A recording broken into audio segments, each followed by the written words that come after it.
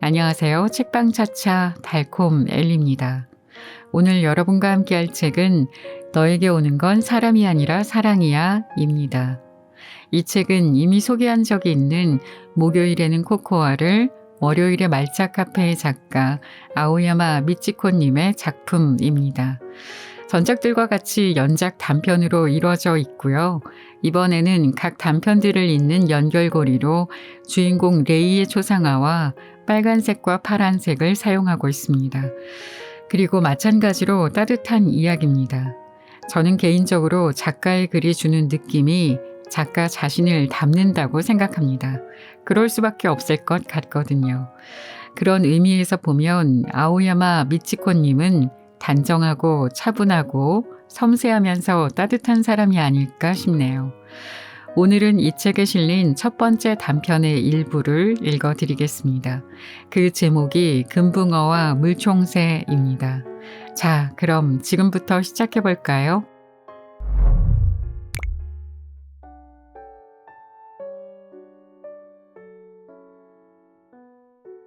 시작이 있으면 끝도 있다.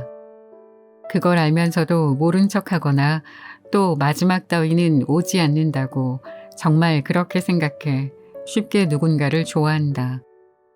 혹은 누가 좋아한다고 고백하면 어쩐지 자기도 그런 기분이 들어서 나도 그래 라고 답한다. 그런 두 사람이 이 세상에는 넘쳐난다. 냄비 속 물이 보글보글 끓다가 수증기로 사라지듯이 여기저기서 시작되었다가 끝이 난다. 뭐든지 그렇다. 시작은 생각보다 쉽고 끝은 늘 허무하다. 어려운 것은 계속 이어가는 일. 어디가 종착점인지 알 수 없이 변해가도 변함없이 계속 이어가는 것이다. 그림 모델을 해달라는 부탁을 받았다. 이제 막 1월이 된 멜버른은 한여름이라 야라 강변의 노천 카페에서 우리는 햇빛을 피해 큰 파라솔 아래로 들어가 레모네이드를 마셨다. 많은 사람이 오가는 산책길 너머는 수면이 반짝반짝 빛난다. 강인데도 살짝 비릿한 바다 내음이 떠도는 듯하다. 내 친구 중에 화가 지망생이 있는데 레이 사진을 보여주니까 그리고 싶대. 깜짝 놀라 눈이 휘둥그레졌다. 모델로 삼고 싶을 만한 특별함이 나에게 있다고 생각하지 않았기 때문이다. 왜 나를? 머리카락이 멋지다고 하더라. 이렇게 긴 생머리는 호주에서는 거의 찾아보기 어렵잖아. 전부터 동양인 여성을 그리고 싶었대. 내 긴 머리카락을 손가락으로 빗으면서 그가 말했다. 파마나 염색을 한 적이 없는 내 검은 머리카락은 그의 손가락 사이로 찰랑이며 흘러내린다. 이 손의 주인은 모두가 부라고 부르는 사람이다. 그 애칭이 마음에 드는지 자기소개를 할 때면 I'm 부라고만 한다. 호주에는 대만인과 한국인도 많아서 처음에는 일본인인지도 몰랐다. 진짜 이름을 안 것은 꽤 시간이 흐른 뒤였다. 모델은 해본 적 없는데. 내가 주저하고 있으니 부는 한 손을 흔들었다. 그저 앉아있기만 하면 돼. 다음 주 중에 하루만 안 될까? 사실은 며칠을 부탁했지만 이제 날도 얼마 안 남았으니. 나는 침묵했다. 잠시 우리 사이에 어색한 기운이 감돌았고 부가 얼굴을 피하며 턱을 괴었다. 나도 눈을 내리깔고 빨대를 만지작거렸다. 날이 얼마 안 남았다. 왜냐하면 나는 다음 주말에 일본으로 돌아간다. 내가 교환학생으로 멜버른으로 온 것은 작년 1월 하순이다.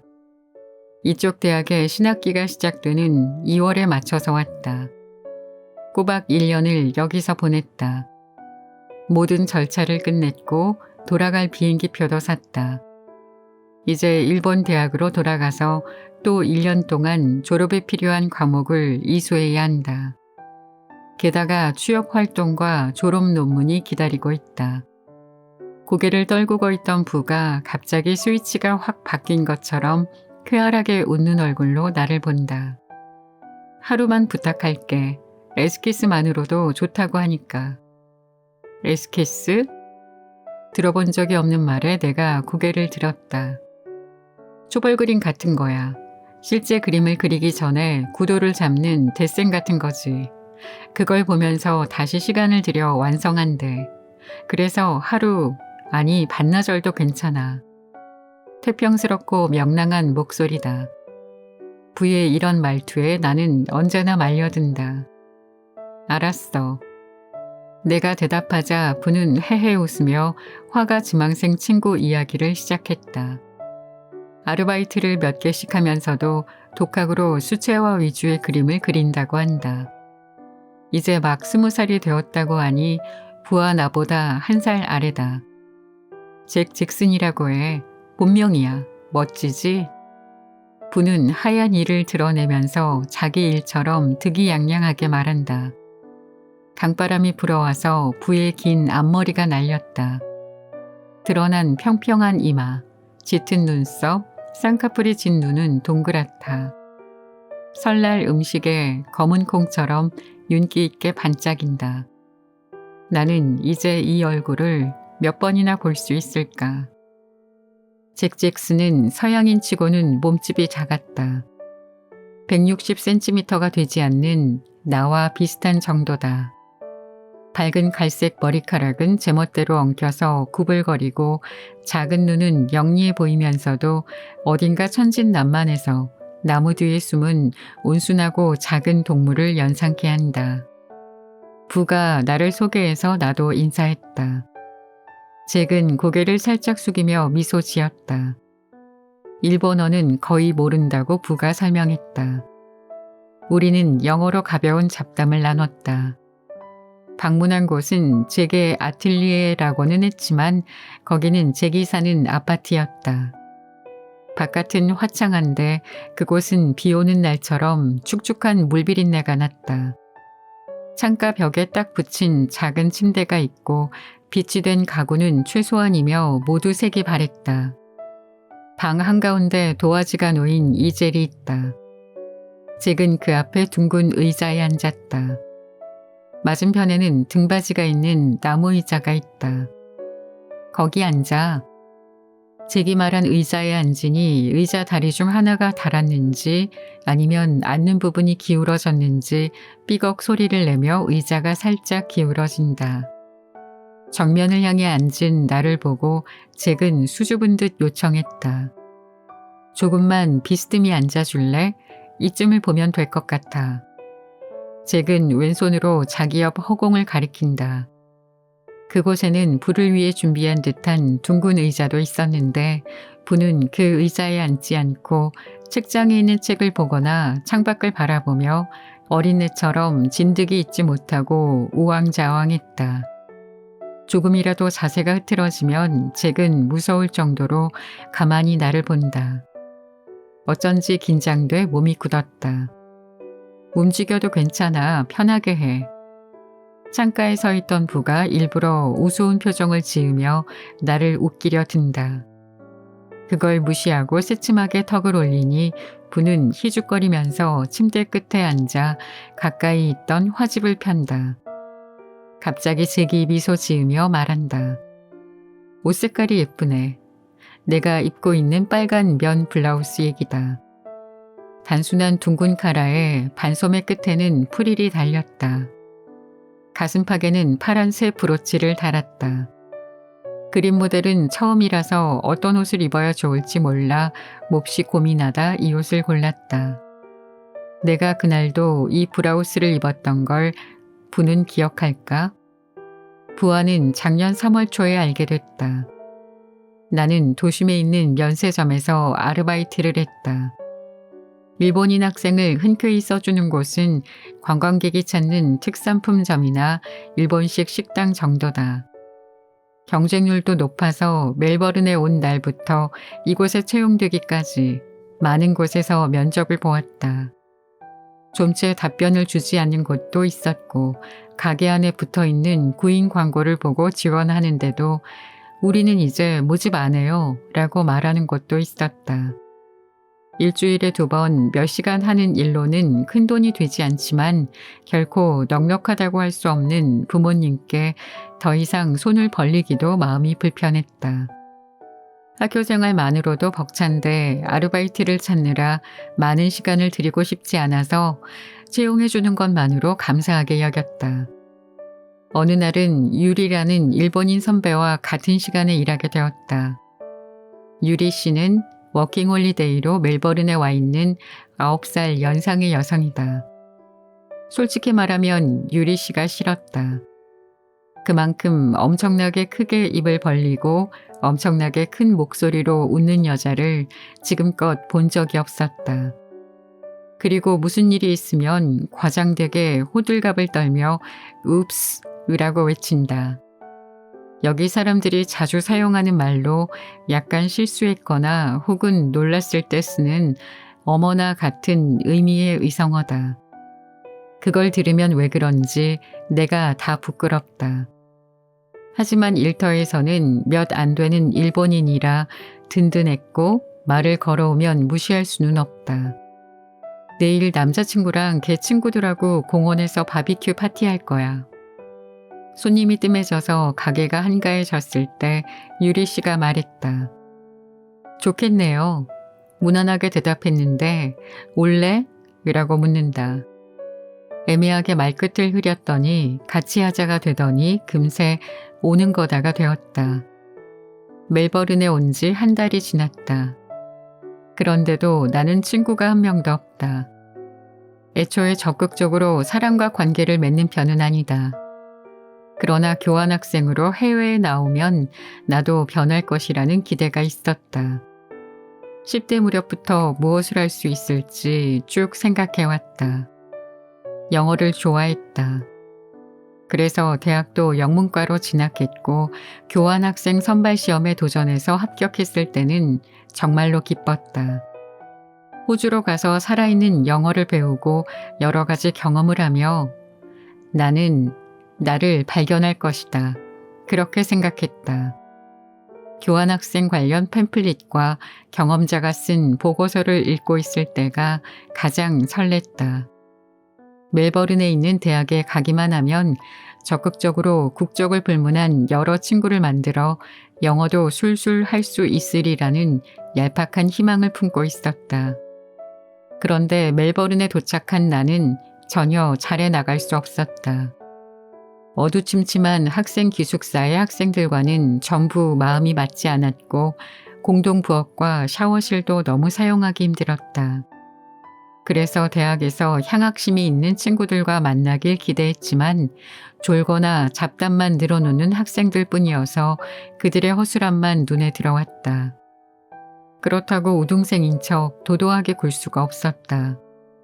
자신 있던 영어가 여기서는 전혀 통하지 않아 갑자기 열등생이 된 것이다. 같은 반 친구에게 말을 걸 타이밍도 몰라서 어느새 나는 늘 혼자였다. 상상과는 달랐다. 일본으로 돌아가고 싶지 않을 만큼 즐거운 유학 생활을 보낼 줄 알았는데 벌써 일본이 그리워서 견딜 수 없었다. 그렇다고 포기할 수도 없었다. 교환학생 제도를 이용해 여기 온 이상 나를 보내준 우리 대학의 신뢰와도 관계되기 때문이다. 어지간한 사정이 없는 한 도중에 취소 따위는 할 수 없다. 단 하나의 위로는 기간이 1년으로 정해져 있다는 사실이다. 내년이 될 때까지, 그때까지, 거기까지. 시간이 지나가길 기다리자. 그동안 착실히 학점이나 따기로 했다. 유리 씨는 바비큐 파티가 열리는 공원의 위치와 시간, 지참해야 할 물건 이야기를 시작한다. 아직 간다고 약속도 안 했는데. 문득 대학 수업에서 내준 주초의 과제가 떠올랐다. 주말 동안 있었던 일을 발표하는 과제다. 공원에서 바비큐를 했습니다. 독서나 청소했다는 걸로 대충 넘어가려고 했는데 갑자기 이쪽이 훨씬 더 괜찮을 것 같다. 교수님께도 쾌활한 학생이라는 좋은 인상을 남길 것임이 틀림없다. 내 마음이 바비큐로 기울어진 순간 유리 씨가 눈썹에 힘을 주는 듯한 표정으로 내게 얼굴을 가까이 들이댔다. 밝은색 옷 입고 와. 늘 칙칙한 셔츠만 입으니까 어두운 사람이라는 느낌이 들잖아. 그 직선적인 말은 나를 적잖이 침울하게 만들었으나 확실히 일리가 있다. 그래서 아르바이트를 마치고 쇼핑몰에 들러 평소에는 손이 잘 가지 않는 화려한 옷을 찾았다. 생각은 그랬지만 경제적으로 여유도 없고 온통 큰 치수뿐이라 맞는 옷을 도무지 찾을 수 없었다. 세 번째 가게에서 겨우 찾은 것이 $10짜리 빨간 반소매 면 블라우스였다. 다음 날 그 옷을 입고 외출했다. 기분 좋은 가을날이었다. 날씨도 좋고 일본에 우호적인 사람들도 많은 호주는 일본에서 인기가 많은 나라다. 내가 다니는 일본 대학도 멜버른에 자매학교가 있다는 점을 엄청나게 내세운다. 나도 살기 좋은 환경인지를 고려해서 선발 시험을 쳤다. 유리 씨는 남자친구와 그릴에서 큰 소세지를 굽고 있었다. 몸짓 손짓으로 뭔가 서로 이야기하며 깔깔댄다. 잔디밭에 들어놓은 사람, 갖고 온 원반을 서로 던지며 노는 사람, 고기가 타는 냄새, 나무들을 헤치고 불어오는 바람, 올려다보면 끝없이 푸르른 하늘. 아니, 진짜 위험하다니까. 하이톤의 일본어가 들려온다. 아까 그 말총머리 여자가 금발 남자의 팔에 매달려서 큰 소리로 떠들고 있다. 와인의 추기가 도는지 나는 멍하니 눈앞에 펼쳐진 평화로운 광경을 바라보았다. 용궁이야. 갑자기 부의 건조한 목소리가 귀에 꽂혔다. 나는 자명종 알람을 들은 것처럼 깜짝 놀랐다. 여기를 용궁이라고 생각해 다들. 억양이 없는 말투다. 아까까지는 순진하게 웃고 있었는데 지금은 표정이 전혀 없어서 어쩐지 조금 무서워졌다. 내가 유리 어항 속 금붕어라면 부는 심해에 사는 외로운 물고기 같았다. 다들이 누구야? 내 질문에는 답하지 않은 채 그는 담담히 말을 이어갔다. 여러 명 봤어. 현실 세계라고 생각하지 않아. 그러다가 돌아가고. 화를 내는 것도 슬퍼하는 것도 아니었다. 그는 그저 체념하고 있었다. 하지만 부는 컵 속 와인을 다 마시자마자 다시 쾌활해졌고 그 이후로는 유쾌하게 웃는 얼굴만 보였다. 아까 그 모습은 뭐였는지 의아할 정도로. 그리고 헤어질 때 메모지에 쓱쓱 전화번호를 적고는 편할 때 연락해 라며 건넸다. 아까도 그랬다는 게 생각났다. 편할 때 연락해. 그 여자에게도 그렇게 말했다. 그게 부가 취하는 태도다. 선택권은 상대에게 떠넘긴다. 그리고 아마 자신에게 오는 유혹을 절대 거부하지 않겠지. 내 전화번호는 주지 않았다. 묻지 않았으니까. 그래서 나는 다이어리에 끼워둔 메모지의 존재를 잊고 있었다. 한참 뒤 학교의 빅토리아 국립미술관에 할인권이 배포되었을 때야 생각났다. 미술관 자체는 무료 입장인데 특별전은 약간 요금이 있는 듯했다. 나는 미술을 잘 모르지만 마침 그때 앤티크 테이블 웨어를 특별 전시한다는 걸 알고 흥미가 생겼다. 표는 3명까지 할인된다. 나는 다이어리에서 꺼낸 반 접힌 메모지를 펴고 거기 적힌 전화번호를 보았다. 이 사람 솜씨가 좋으니까 조심하는 게 좋아요. 말총머리 여자의 말이 새삼 머리를 스쳤다. 바비큐 파티에서 오독하니 혼자라 불안했는데 부가 옆에 있어준 것만으로 안심이 되었다는 사실만은 부정할 수 없다.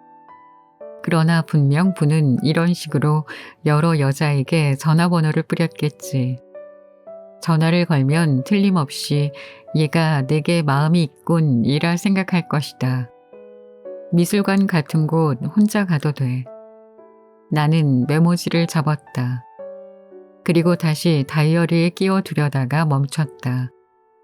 용궁이야 라고 말한 그 목소리, 차가운 눈동자가 갑자기 떠오른다. 다시 메모지를 폈다. 매끄러운 글씨체를 물끄러미 보면서 한참을 망설였다. 친구, 그래, 친구를 만드는 거야. 멜버른에서 쾌활하고 영어를 잘하며 가볍게 차를 마시거나 잡담 또는 상담할 수 있는 친구. 내년까지. 그러면 그런 친구가 되어줄 것 같다. 바비큐 파티를 한 날로 2주일이 지났다.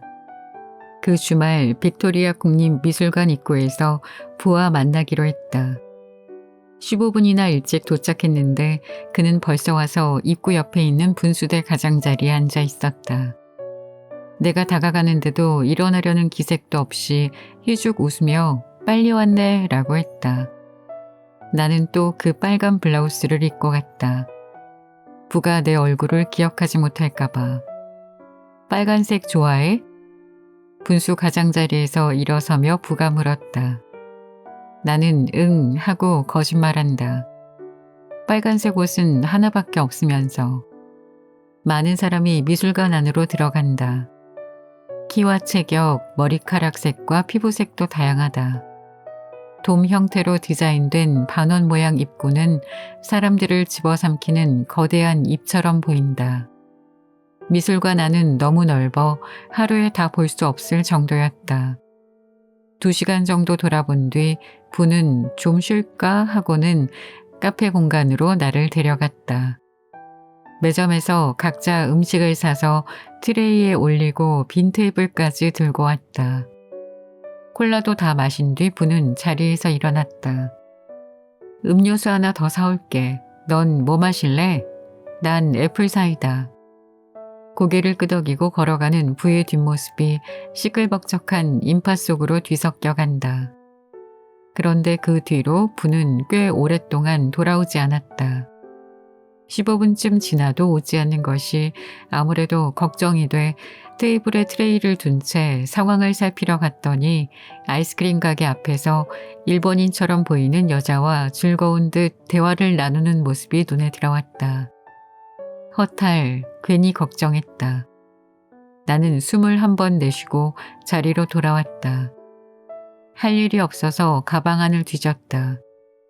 손수건과 지갑, 립밤, 다이어리뿐이다. 책이라도 들고 왔으면 좋았을 텐데. 테이블에 놓여있는 통안을 꽉 채우고 있는 종이 냅킨. 나는 냅킨을 꺼내 삼각형으로 접은 후 남은 부분을 잘라 정사각형을 만들었다. 먼저 학을 접었다. 부는 돌아오지 않는다. 또 정사각형으로 만들어 이번에는 투구를 접었다. 부는 돌아오지 않는다. 무례한 자식. 이런 곳에서 이렇게 사람을 기다리게 하다니. 역시 껄렁한 자식이다. 돌아갈까도 생각했다. 그런데 손이 자꾸만 종이 냅킨으로 뻗어가서 정사각형을 만들며 종이접기 작품을 만들어냈다. 나팔꽃, 개구리, 여우, 표창, 풍선. 미안해, 부가 뛰어온다. 두 손에 음료수를 든 채로 오, 굉장한데? 라고 외쳤다. 종이접기 잘하네.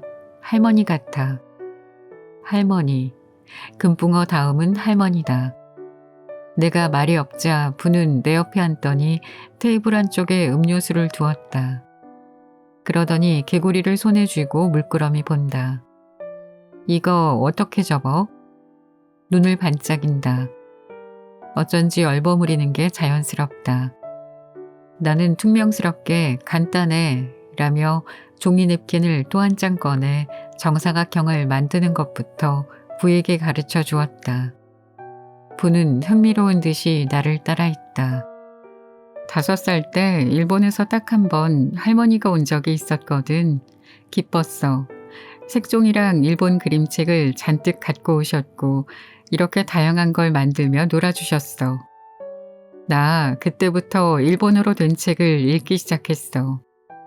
그때가 8월이었는데 일본은 한여름인데 여긴 한겨울이라서 우리 할머니는 신기하다며 굉장히 놀라셨어.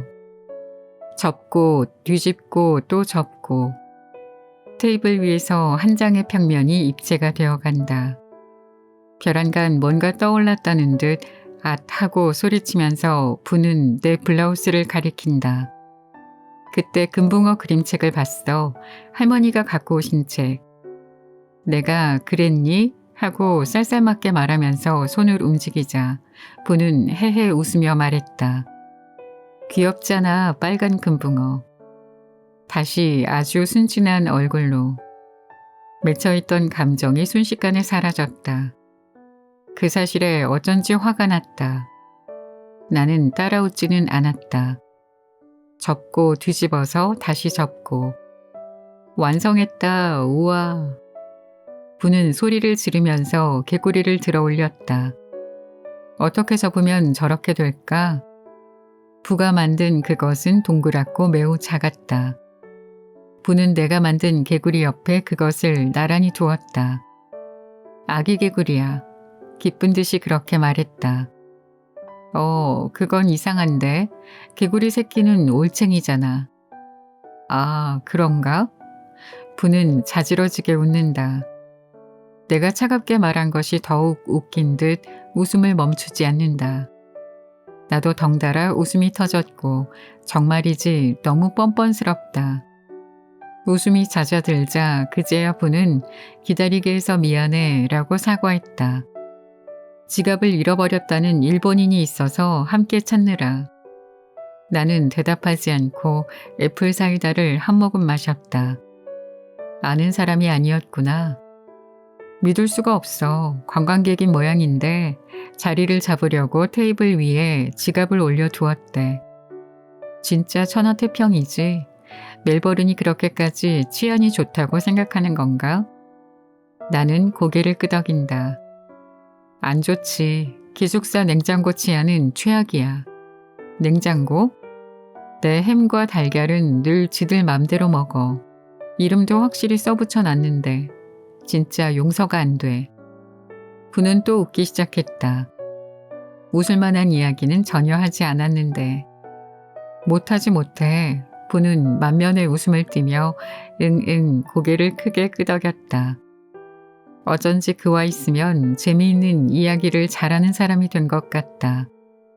그게 그 솜씨인지는 모르겠지만 나는 부끄러움도 기쁨도 숨기고 싶어서 진지한 얼굴로 물었다. 그런데 지갑은 찾았어? 찾았어. 테이블을 잘못 알았다는 말씀. 다행이네. 다행이지. 부는 콜라를 쭉 빨아 올리더니 작은 아기 개구리로 놀기 시작했다. 그날 헤어지면서 다음에 만나기로 약속했다. 다음에 만나서 헤어질 때는 또 그 다음 약속.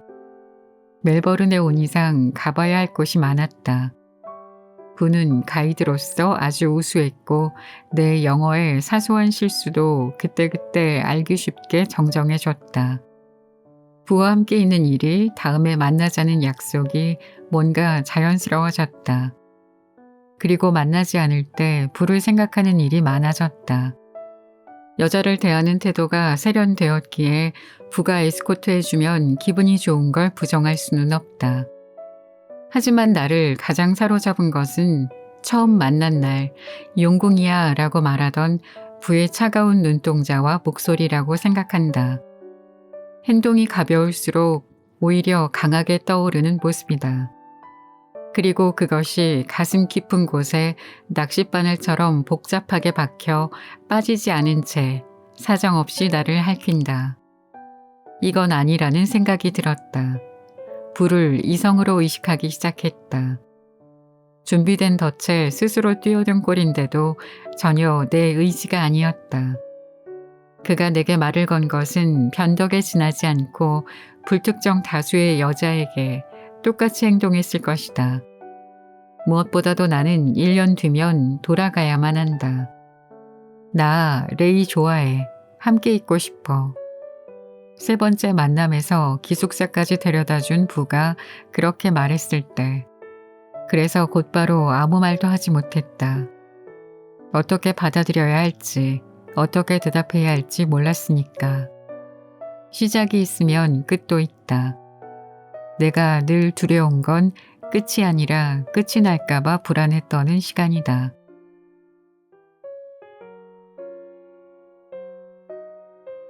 재미있게 들으셨나요? 작가는 책 전체를 관통하는 이야기로 사람과 사람의 관계와 인연을 강조하고 있습니다. 속마음과는 다른 행동으로 그 인연을 놓칠 수도 있다는 걸 알면서도 우리는 조금 더 솔직하지 못할 때가 있죠. 왠지 쑥스러워서 젠치하느라 체면 때문에 등등 여러 이유가 있을 겁니다. 용기를 내서 내 마음을 솔직하게 전하는 것, 그게 얼마나 중요한지 제가 따로 말씀드리지 않아도 우리 모두는 알고 있습니다. 여러분은 자신의 감정에 얼마나 솔직하신가요? 불만과 언짢음은 조금 숨길 필요도 있겠지만 애정과 감사는 그대로 표현해야겠죠. 그런 의미에서 오늘도 들어주셔서 진심으로 감사드립니다. 더 좋은 책으로 또 만나 뵙겠습니다. 지금까지 책방차차 달콤 엘리였습니다. 감사합니다.